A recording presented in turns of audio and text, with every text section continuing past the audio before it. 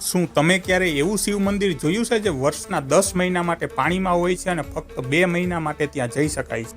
તો ચાલો, હું જઈ રહ્યો છું અદ્ભુત અને રહસ્યમય જગ્યાએ જે મગરમચ્છોથી ઘેરાયેલું રહે છે.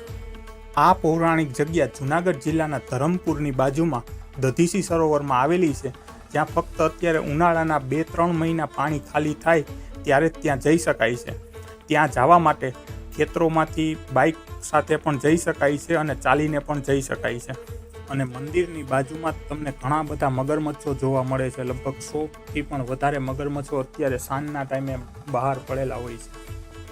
મંદિરમાં પગ મૂકતા જ એક અલગ જ શાંતિનો અનુભવ થાય છે. આ એ જ જગ્યા છે જ્યાં મહર્ષિ દધીસીએ તપસ્યા કરી હતી અને પાંડવોએ આ પવિત્ર શિવલિંગ સ્થાપિત કર્યું હતું. વર્ષો જૂની આ નક્કાશી અને પથ્થરો આજે પણ એક કાળની સાક્ષી પૂરે છે. અહીં એક પવિત્ર ધૂણો પણ આવેલો છે અને એવું કહેવામાં આવે છે કે જ્યારે અહીં પાણી ભરેલું હોય છે ત્યારે પણ આ ધૂણાની અંદર રાખ છે એ ગરમ રહે છે. સૂર્યાસ્તના સમયે અહીં અદ્ભુત શાંતિ અને અદ્ભુત નજારો જોવા મળે છે. આપણા આસપાસના આવા અદ્ભુત ઇતિહાસ વિશે જાણીને ગર્વ થાય છે.